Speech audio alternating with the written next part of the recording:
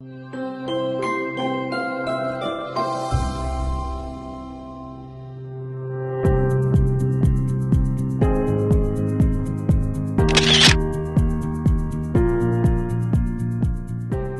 안녕하세요. 김종호 교수입니다. 이번에 새로운 과목을 한번 개설을 해봤는데요. 구약성서에 나타난 인간론이라는 제목으로 저희가 한동안 이제 이번 학기, 다음 학기 계속해서 공부를 좀 해보려고 합니다. 하나님께서 구약성서 속에서 이제 실존적인 사람에게도 나타나셨고, 아니면 사람의 이름을 가지고 있는 서사적인 사람들한테도 나타나셔서 말씀하시고 메시지를 주시고 또 어떤 신학적인 의미를 부여를 하셨습니다. 그렇게 하나님께서 인간과의 관계를 통해서 주께서 하시고자 하시는 어떤 말씀과 목적들이 있음을 저희들이 발견을 할 수가 있는데요. 그것들을 한번 살펴보는 시간을 가지려고 합니다.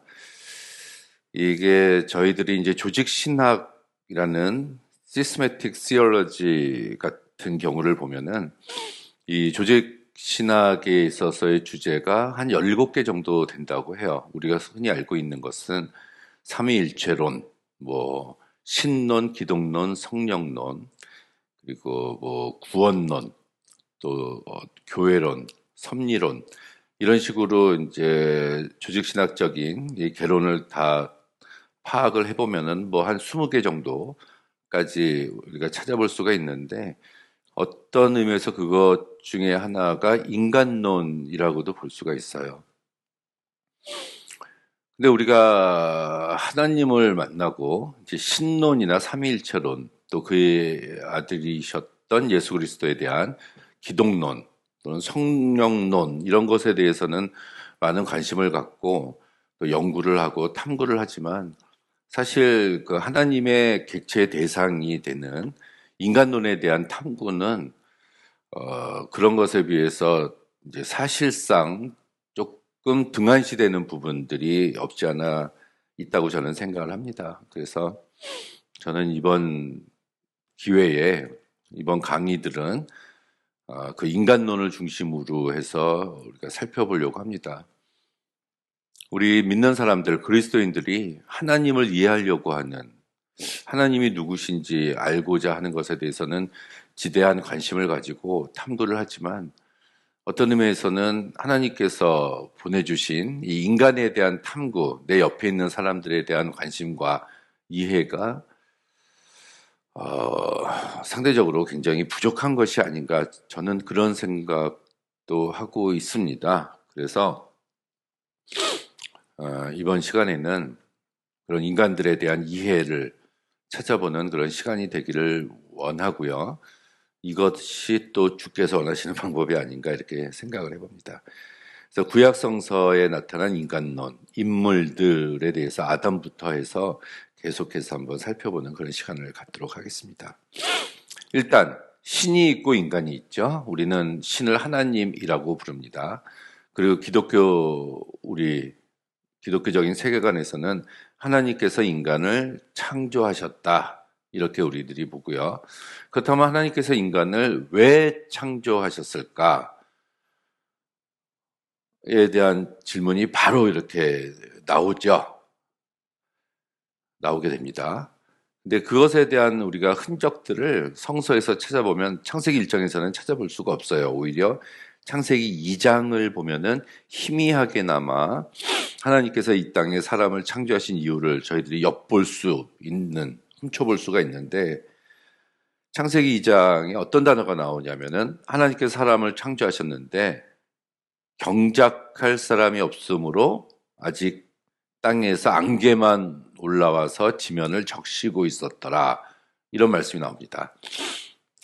그러니까 사람이 없었으므로 이렇게 표현을 하고 있지 않고요, 경작할 사람이라는 표현이 나오거든요. 그러면은 그냥 사람이 아니라 경작할 사람, 경작하다는 것은 일할 사람이죠. 여기서 우리는 하나님께서 인간을 창조하신 목적이 노동, 일을 하기 위해서 사람을 창조하셨다라는 것을 우리가 찾아볼 수가 있다는 얘기죠. 인간 존재의 목적과 정체성에 대한 근본적인 신학적인 진수를 나타내고 있는 말이 바로 경작할 사람이다라고 볼 수가 있다는 얘기입니다. 그래서 그 경작할 사람들을 위해서 하나님께서 이 세상을 창조하셨고 식물도 사람에게 주어져서 음식이 되게 하셨고 그 하나님께서 창조하신 그 사람의 모습은 하나님의 형상을 따라서 만드셨고 그 경작할 사람들은 이 하나님이 창조하신 이 세계에서 생육하고 번성하고 땅을 잘 관리할 수 있도록 이렇게 하나님께서 인간을 창조하셨다라는 것을 우리가 알 수가 있습니다. 결국은 하나님께서 이 세상을 창조하시고 하나님이 운영해 나가시고 하나님이 이 세상을 다스려 나가시면 되는데 하나님께서 세상을 창조하시고 난 다음에 마지막에 인간을 창조하셔서 그 인간들로 하여금 하나님이 하셔야 될 일, 이 세상을 다스려 나가는 관리하는 그 일을 인간을 창조하셔서 그 일을 맡기셨다. 맡기신 그 일이 바로 노동이다, 일이다 라는 거라고 볼 수가 있습니다. 그래서 인간의 창조의 목적은 하나님이 창조하신 이 세계를 잘 관리하는 것이다. 그렇기 때문에 이 노동이라는 것은 하나님의 지상 명령이다. 또 인간의 책임해야만 하는 일인 동시에 또 인간만이 하나님께로부터 부여받은 특권이다. 다른 어떤 피조물, 동물들도 이 땅을 관리하라는 어떤 특권이 주어지지 않았습니다. 오직 인간에게만 주어졌다는 사실이죠. 이것을 아담과 하와가 범죄하기 이전에 벌써 하나님께로부터 받은 축복이자 사명이라는 것을 알 수가 있습니다.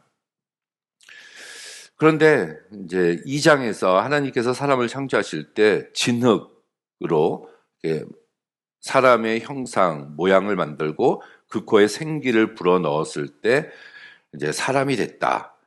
근데 그 사람을 뭐로 만들었죠? 흙으로 만들었다는 얘기죠. 그래서 우리가 사람은 흙에서 태어나서 흙으로 돌아간다. 이 말씀을 우리가 알 수가 있어요. 그것은 흙으로 돌아간다는 것이 허무함을 나타내는 것이 아니라 결국은 인간과 이 자연은 이제 같은 존재다. 공생을 의미하는 말씀으로 우리가 볼 수가 있고요. 그래서 인간과 땅과의 그 관계는 불가분의 관계다. 떼어서 생각할 수 없다는 얘기예요. 이것은 히브리 원어적으로 봤을 때 우리들이 그 뜻을 충분히 이해를 할 수가 있습니다. 아담이라는 말 속에 흙이라는 그런 단어, 어원적인 의미가 존재를 하거든요. 자, 인간에게 있어서는 근데 한계를 하나님께서 두셨죠. 그래서 늙게 되고 장성해서 늙게 되고 언젠가는 이제 죽음을 맞이하게 돼요. 근데 우리가 창세기 1장, 2장을 읽어보면서 또 3장까지 읽어보면서 선악과를 먹음으로 인해서 영원히 살 수 있었는데 그것을 범죄함으로 인해서 인간에게 죽음이라는 형벌이 나타냈다라는 것이 아니라 이걸 다른 의미로 우리가 생각을 해보면 일을 할 수 있는 기간, 노동을 할 수 있는 한계 자체를 하나님께서 설정해 놓으신 것이 아닌가. 우리가 이런 좀 깊은 뜻 같은 것도 우리가 살펴볼 수가 있다고 봅니다. 자, 제가 말씀드렸듯이 창세기 2장 5절에 보면 여호와 하나님이 땅에 비를 내리지 아니하셨고 땅을 갈 사람, 경작할 사람이죠. 경작할 사람도 없었으므로 이런 말씀이 최초로 등장을 합니다. 사람을 창조하기 전에 이 말씀이 나와요. 근데 이게 아바드라는 히브리어 단어인데 이게 이제 노동하다, 일하다 이런 뜻을 가지고 있어요. 이 아바드라는 동사가 뒤에 목적어가 아다마라는 땅이 오게 되면은 일하다, 노동하다 이런 뜻을 가지고 있습니다. 목적어가 땅이 되면 땅을 위해서 일하다 이렇게 되죠. 그런데 그 목적어가 땅이 아니라 하나님이나 사람이 목적어로 오게 되면은 섬기다, 봉사하다 이런 뜻이 돼요. 그래서 우리가 여기서 예배하다라는 것도 에베드, 아바드, 여기서 우리가 예배하다라는 것도 우리가 찾을 수 있습니다. 특히 성막 봉사하는 일이나 예배 때 이제 이 동사가 쓰였어요. 아보다. 같은 어원에서 나온 말이거든요. 그러니까 목적어가 땅일 때는 일하다. 목적어가 하나님이나 사람일 때는 섬기다, 봉사하다. 결국은 여기서 예배라는 말이 나왔다면 우리가 이 말씀 속에서 이 노동과 예배, 일하는 것과 섬기는 것은 같은 의미를 가지고 있다. 이렇게도 우리가 볼 수가 있습니다. 그러니까 세상에 나가서 현장 속에서 땀을 흘리면서 노동을 하는 이 일 자체가 예배가 되는 것이고 하나님께서 만드신 이 세상을 관리하는 것이고 이 세상을 섬기고 봉사하는 일이다라고 볼 수가 있다는 얘기죠.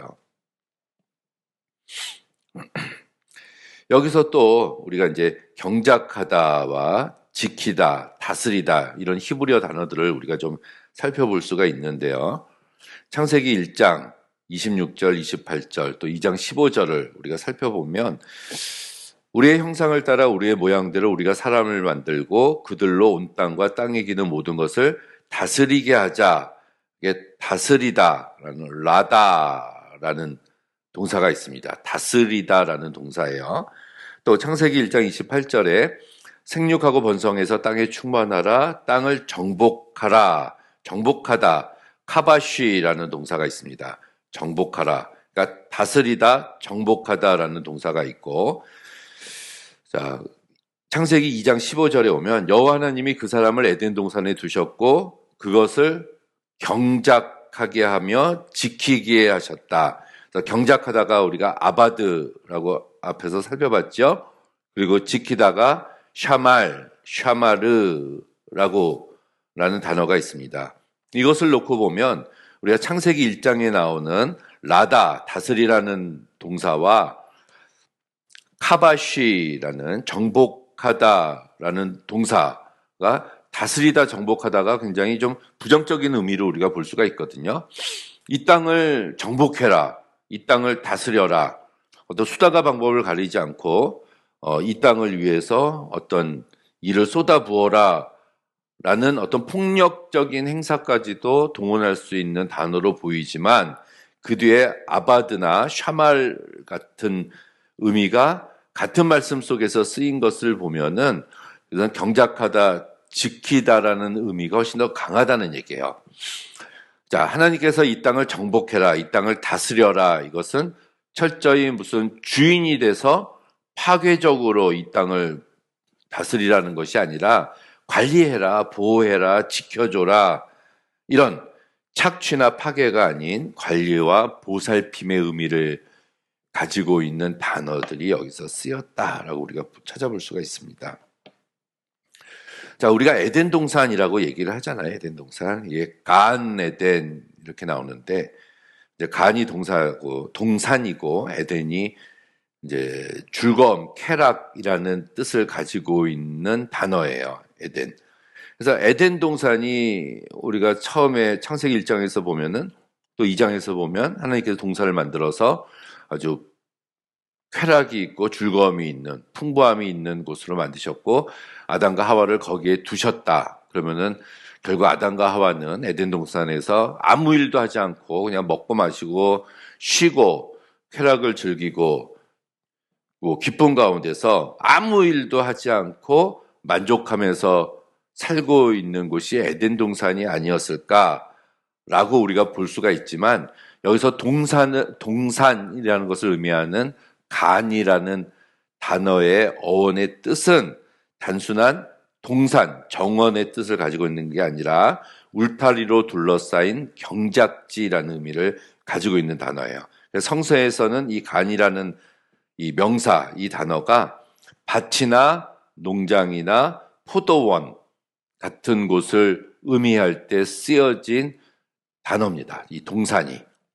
포도원, 동산 이런 뜻이거든요. 그렇다면 에덴 동산이라는 그 어원적인 의미가 가지고 있는 것은 놀고 먹고 그냥 쉬기만 하는 아무 일도 하지 않는 장소가 아니라 경작지의 의미를 가지고 있는. 그래서 성서에서는 아담과 하와가 에덴 동산에서 특별히 무슨 일을 했다라는 표현이 등장을 하고 있지는 않지만 그냥 마냥 놀고 먹고 쉬고 있었던 곳이 아니라 일하는 곳에 있었다라는 것을 우리가 알 수가 있어요. 창세기 2장 15절, 우리가 세 번째 우리가 보고 있는데 명확합니다. 여호와 하나님이 그 사람을 이끌어 에덴 동산에 두어서 그것을 경작하며 지키게 하셨다. 경작하고 지키게 하셨다. 아바드와 샤마르라는 단어가 여기서 나오고 있습니다. 그렇다면은 지금까지 해서 우리가 알 수 있는 것은 하나님께서 아담과 하와 첫 번째 인류를 창조하셨을 때 그들은 일하기 위한 존재로 창조하셨다라는 얘기입니다. 놀고 먹고 즐기는 유토피아가 아니에요. 일하고 경작하는 생산적인 공간을 하나님이 마련하신 거고 노동 없는 완전한 안식이 아니라 기쁜 노동을 통한 충만한 삶을 주셨고 타락 이후에야 노동이 시작된다라고 우리가 알고 있지만 사실은 타락 이전에도 아담과 하와의 범죄 이전에도 에덴 동산에서 그들이 노동을 시작하고 있었다는 것. 그렇다면 이 일은 형벌이나 저주가 아니라 하나님의 축복이자 마땅히 감당해야 할 사명임을 알 수가 있습니다. 일이라는 것. 아무 일도 하지 않고 집에 있고 그냥 쉬고 있는 게 좋은 게 아니에요, 사실. 일하는 게 좋은 겁니다. 그냥 사람, 아담을 창조한 것이 아니라 땅을 갈 사람을 창조했다. 그 말이죠. 그래서 이제 샤마르와 아바드, 그러니까 아바드, 일하다와 샤마르, 지키다라는 이 동사들을 놓고 보면 인간의 적극적인 참여와 책임. 그래서 이 에덴 동산 낙원이라는 것은 실업자, 아무 일도 안 하는 사람들의 삶이 아니라 이 일 자체가 인간 삶의 본질적인 요소였다라는 것을 알 수가 있습니다. 자, 축복이에요. 노동은 축복입니다. 노동은 일은 하나님께 주신 거룩한 축복이에요. 흙이라는 단어가 아다마라는 이런 뜻을 가지고 있는데 보통 흙이 아니라 경작하기 아주 알맞은 붉은 흙을 나타냈을 때 아다마, 우리가 디귿과 미음. 이 에돔도 여기서 왔거든요. 에돔이란 뜻이 붉은이란 뜻이잖아요. 초성만 놓고 보면, 그래서 이제 아다마, 이게 붉은 흙을 뜻합니다. 그래서 인간이 흙에서 비롯되었다. 그러면서 하나님께로부터 부여된 생명에 대한 이야기를 할 때 이 붉은 흙을 사용했다는 거. 그렇다면은 인간은 온 땅의 주인이신 하나님의 대리자로서 이 흙과 더불어 살아가는 존재다. 자연과 더불어서 이 세상과 더불어서 살아가는 존재가 하나님을 향해서 하나님을 바라보면서 살아가는 존재가 바로 인간이다라는 것을 알 수가 있습니다. 우리가 타락 이전과 이후의 이 노동을 보면은 타락 이전에는 창조 질서의 일부였다. 타락 이후에는 수고와 고통이 좀 더해졌다. 아담에게 있어서 그렇죠? 땀을 흘려야 된다는 어떤 수고와 고통이 조금 더해졌다는 거지 안 하던 일이 새로 생긴 것은 아니라는 거.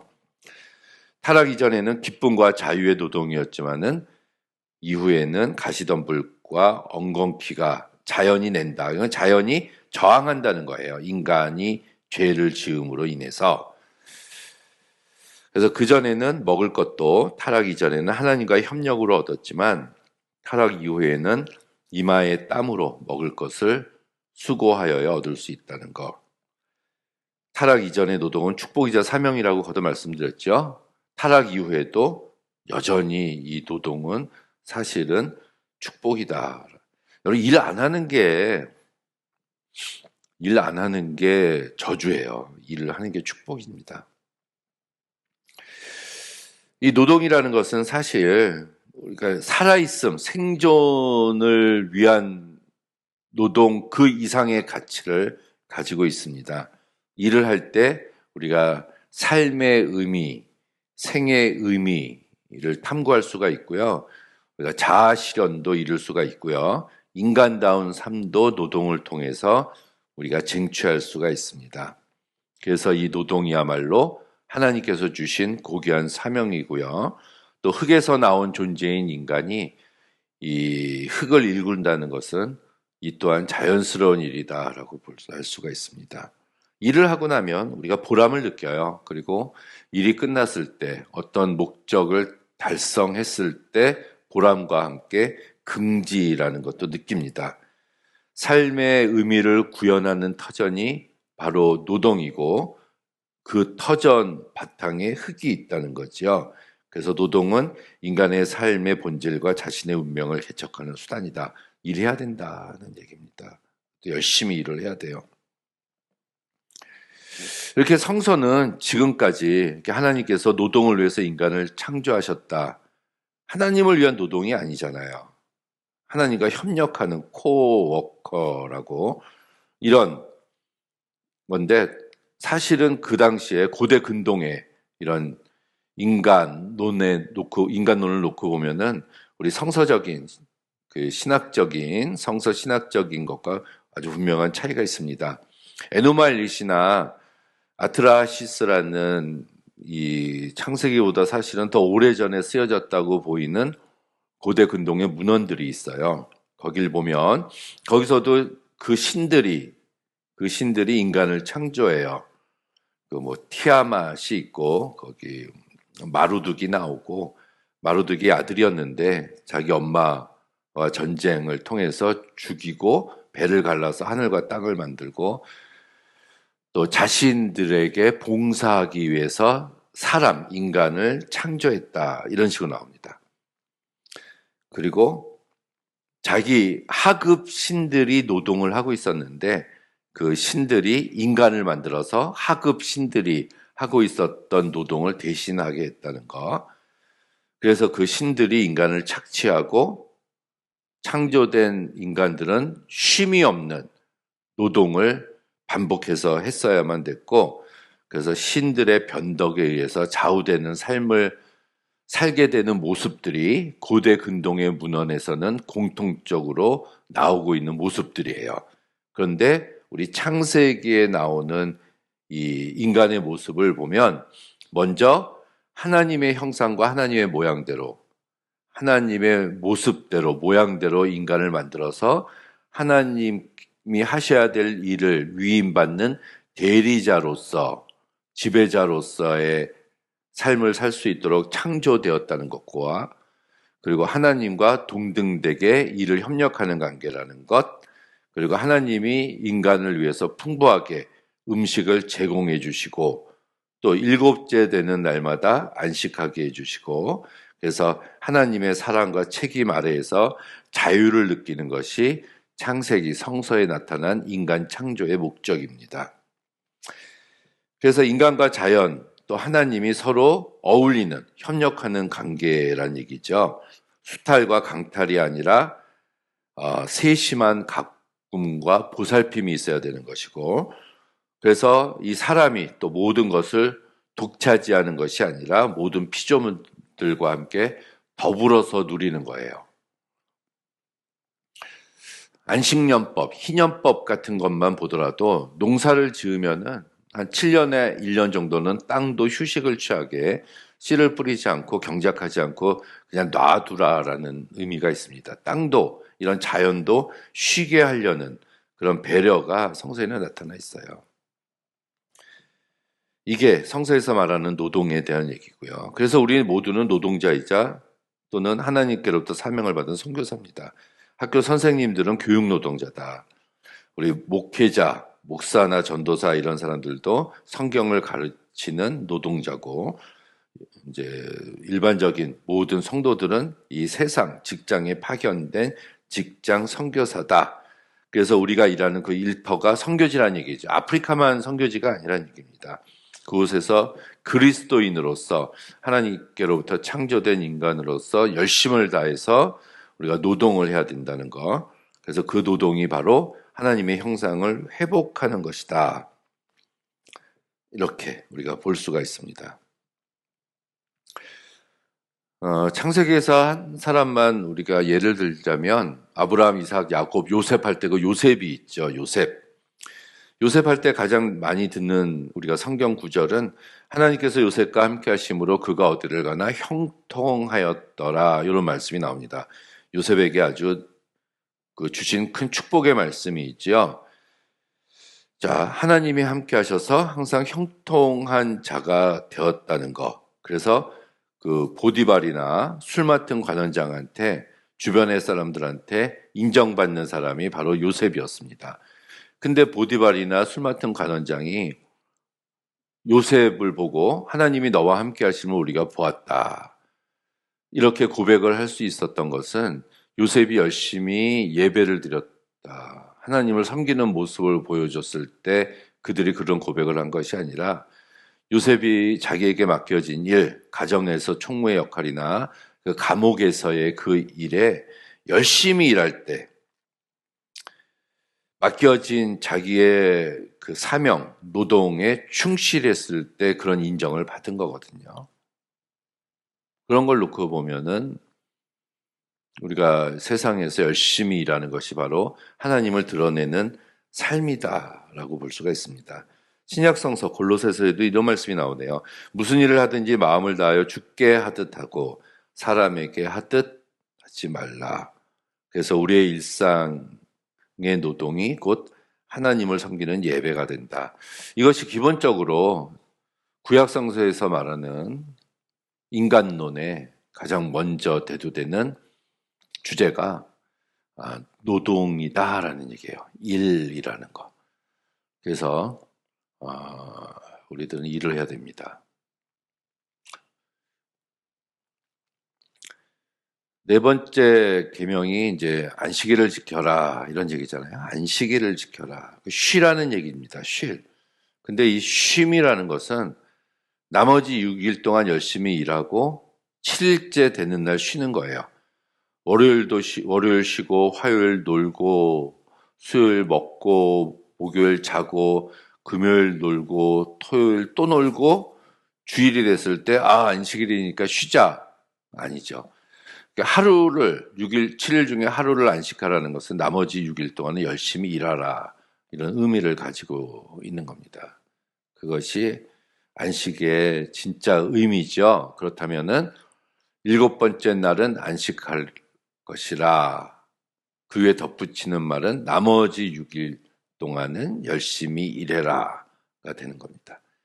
그래서 일하는 것이 바로 그리스도인의 모습이고 또 일하는 것이 주께 하듯 하나님께 하듯 무슨 일을 하든지 그것이 삶이 곧 예배다. 이것이 성서에서 말하는 인간론이다. 이렇게 볼 수가 있습니다.